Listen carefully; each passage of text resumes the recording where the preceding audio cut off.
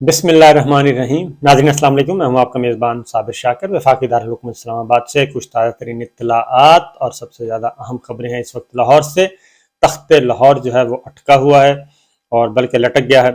فتح کرنے کی کوشش کی جا رہی تھی لیکن ابھی تک فتح نہیں ہو رہا، اور جو بلند باغ دعوے کیے جا رہے تھے کہ بالکل ہم وزیر اعلیٰ پنجاب چودھری پرویز الہی کو ڈی نوٹیفائی کر دیں گے اور ان کا دفتر سیل کر دیں گے، ان کی رہائش کا سرکاری رہائش کا سیل کر دیں گے، کنٹینرز آ گئے پتہ نہیں کہاں سے آئے اور اس کے بعد وہ کنٹینرز غائب ہو گئے۔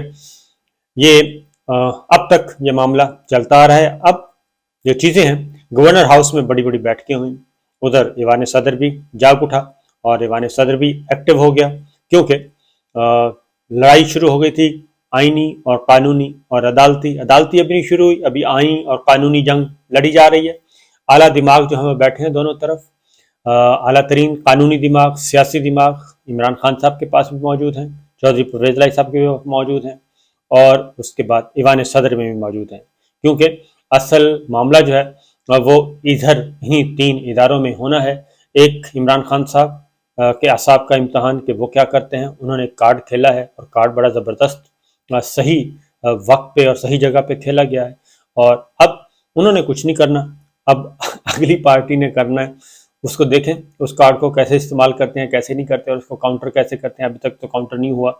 اس کی ریزن یہ ہے کہ جتنے بھی دھمکیاں لگائی گئی تھیں رانا ثناء اللہ صاحب کی طرف سے، خاص طور پہ بہت زیادہ دھمکیاں لگائی گئیں، اور انہیں کہا گیا کہ ہم ود ان نو ٹائم یہ سارا، جیسے ہی 4 بجے، کل 4 بجے کا وقت تھا، جیسے یہ سیشن 4 بجے اعتماد کا ووٹ نہیں لیتے چودھری پرویز الہی صاحب، تو ہم نوٹیفائی کر دیں گے، ڈی نوٹیفائی کر دیں گے۔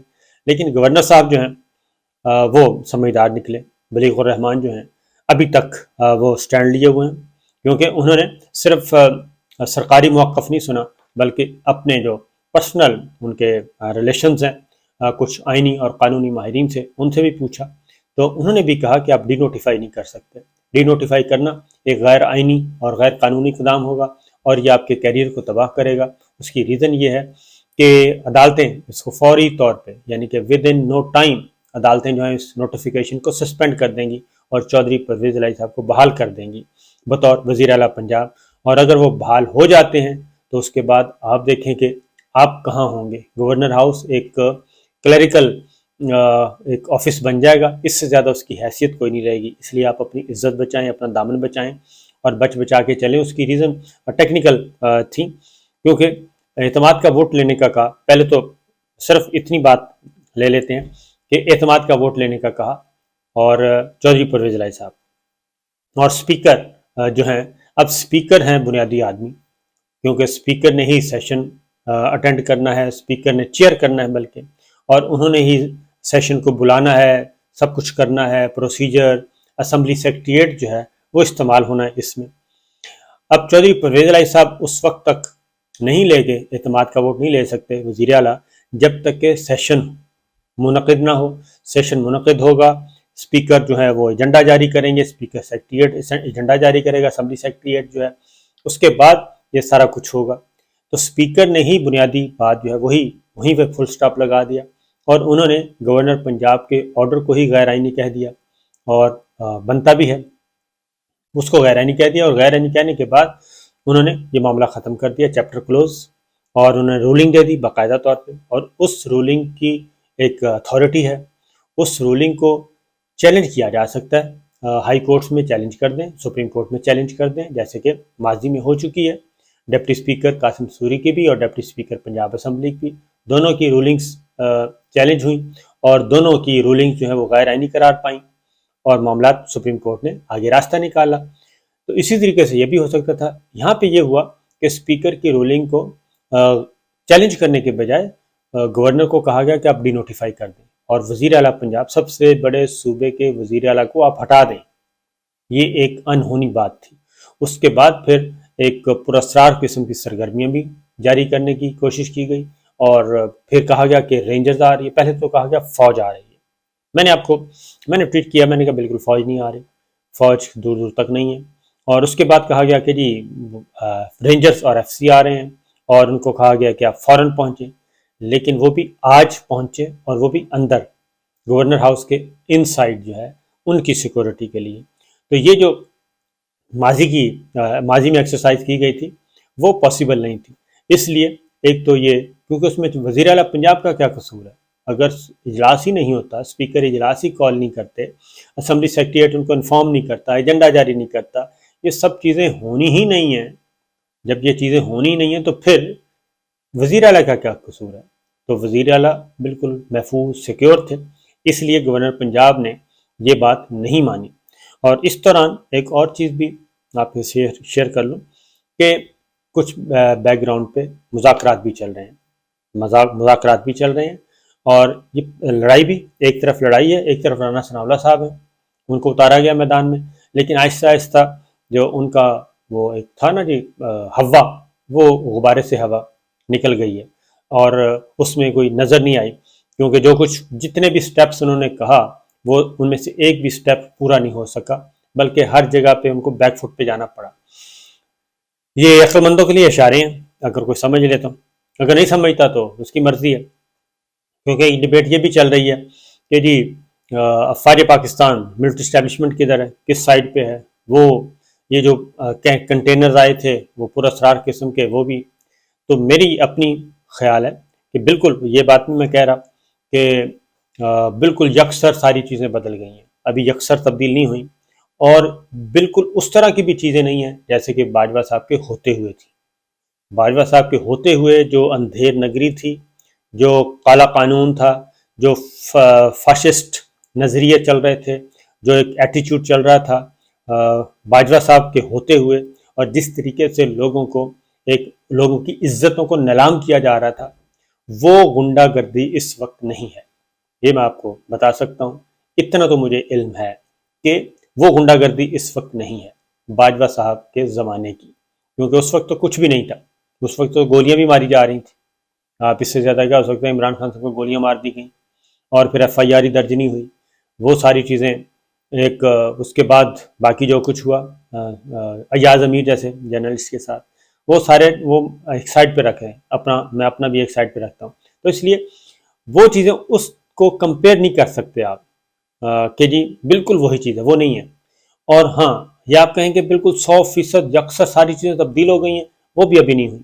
اس پہ میرا بڑا فرم بلیو ہے کہ اس پہ ابھی ٹائم لگے گا. بہرحال اس میچ میں بھی ابھی تک جو سائنز آئے ہیں اس میچ میں بھی ٹھیک ہے، اسٹیبلشمنٹ کا ایک چھوٹا سا پورشن ہے جو یہ حرکتیں کرتا رہتا ہے، اور اس کو بھی وہ رڈار پہ آ چکا ہے، اور اس کے بھی پرسنل ویسٹڈ انٹرسٹ ہیں، اور وہ بھی بالا یہ کام ہونے دے رہے ہیں. تو اس لیے وہ رڈار پہ آئے ہوئے ہیں. جب ایک مین پالیسی آئے گی اس کے بعد آپ دیکھیں گے کہ تبدیلیاں ہوں گی. بہرحال تو پنجاب کا تخت لاہور جو ہے جی، اس کو اب جان کے لالے پڑ گئے ہیں. آج بھی دوسرا دن بھی گزر گیا. کل رات 12 بجے تک ایک ڈرامائی ماحول پیدا کرنے کی کوشش کی گئی، اور رات 1 بجے پریس ٹاک ہو رہی ہے عطا تارڑ صاحب کی، تو وہ سننے والی تھی. ویسے آپ غور سے سنیں، اس میں بے بسی نظر آ رہی تھی کافی زیادہ، اور اس میں وہ نہیں وہ تکبر، وہ فرعونیت، وہ والی چیزیں نہیں تھیں. ذرا تھوڑا سا ٹمپریچر جو ہے وہ نیچے آیا ہوا تھا، اوقات کار ذرا تھوڑی سی برابر آئی ہوئی تھی. تو بہرحال یہ چل رہا ہے جی. اب اگلا جو میں کہہ رہا ہوں نا کہ مذاکرات چل رہے ہیں، کوئی بہتری کی چانسز ہیں، بہتری کے چانسز موجود ہیں. ایسا نہیں ہے کہ بالکل اندھیر نگری ہے، کچھ اچھی آوازیں موجود ہیں. وہ پاکستان تحریک انصاف میں، پاکستان مسلم لیگ نواز میں، پاکستان پیپلز پارٹی میں بھی ہیں. زرداری صاحب نے بتیری کوشش کر لی، اور سپریم کورٹ کریڈٹ جاتا ہے سپریم کورٹ آف پاکستان کو. میں آپ کو بار بار کہہ رہا ہوں کہ سپریم کورٹ آف پاکستان کو کریڈٹ جاتا ہے. وہ والا فیصلہ جس میں انہوں نے لوٹوں کو بالکل بے توقیر کر دیا. لوٹوں کی بے توقیری سپریم کورٹ آف پاکستان نے ایسی کی ہے کہ آپ تصور نہیں کر سکتے.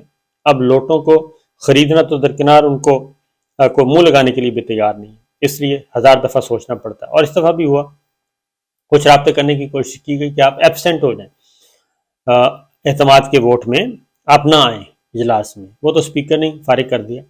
تو اب کل ہے عدم اعتماد کی موشن پیش ہونی ہے. اب یہ تھوڑا سا پروسیجر سمجھ لیں کہ عدم اعتماد کی ہونی ہے جی موشن پیش، اور اس کا ایک پروسیجر ہے. ایسا نہیں ہے کہ کل ہی پیش ہوگی، کل ہی اس کو ریجیکٹ ہو جائے گی یا ایکسیپٹ ہو جائے گی. اور اس کے بعد کل ہی سارا کچھ ہو جائے گا، نہیں، یہ ایک لینتھی پروسیس ہے، اور یہ آلموسٹ کم از کم بھی 2 ہفتے تک یہ جا سکتا ہے، یعنی یہ جنوری کے پہلے ہفتے تک تو کنفرم ہے ووٹ آف نو کانفیڈنس، تحریک عدم اعتماد جو ہے وہ ڈسپوز آف ہوتے ہوتے، وہ ادھر ہو یا ادھر ہو، وہ 2 ہفتے لے گی، ایک بات۔ دوسری بات ہے کہ اسپیکر نے گورنر پنجاب کے خلاف خط لکھنا تھا، تو جب گورنر پنجاب نے ڈی نوٹیفائی کرنے سے معذرت کر لی، اور جب انہوں نے بتایا اور انہوں نے قائل بھی کیا، پرائم منسٹر کو بھی قائل کیا کہ یہ پاسبل نہیں ہے، اور یہ اس طریقے سے امبیرسمنٹ ہی ہوگی، امبیرسمنٹ سے بہتر ہے کہ آدمی ڈائلاگ کی طرف جائے۔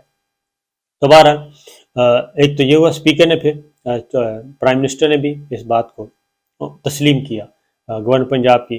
اس کے بعد ہوا اگلا جو سٹیپ تھا کہ اسپیکر نے جو گورنر پنجاب کے خلاف خط لکھنا تھا پریزیڈنٹ آف پاکستان کو، وہ خط بھی انہوں نے روک لیا، اور وہ خط یہی تھا کہ اگر وہ ادھر سے کوئی ڈی نوٹیفائی کرنے کا ایکٹ کرتے ہیں تو ادھر وہ پریزیڈنٹ کو لکھ دیں گے کہ گورنر نے غیر آئینی کام کیا ہے، اور بالکل، اور وہ واقعتاً وہ بہت ہی سیریس ایک ایشو ہوتا، اگر سی ایم کو ڈی نوٹیفائی کرتے ہیں تو وہ کافی خطرناک کام ہوتا، اور سارا ملبہ گرنا تھا گورنر پنجاب بلیغ الرحمان پہ۔ اور آپ کو یہ تو آپ ذہن میں رکھیں کہ یہ لوگوں کو مس یوز بہت کرتے ہیں، ذبح کرتے ہیں اپنے مفادات کے لیے، یہ جتنی بھی رولنگ کلاس ہے۔